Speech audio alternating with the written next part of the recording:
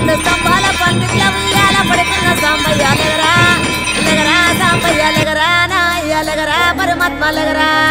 ఎన్నీళ్ళు సన్నీళ్ళు ఏకము చేసినము స్నానమాడంగా లెగరా లెగరా సాంబయ్య లెగరా నాయ్య లెగరా పరమాత్మ లెగరా మల్లెలు మాలలో నీకోసం తెచ్చినము అలంకరించంగా లెగరా లెగరా సాంబయ్య లెగరా నాయ్య లెగరా పరమాత్మ లెగరా మా తల్లి పార్వతి వచ్చి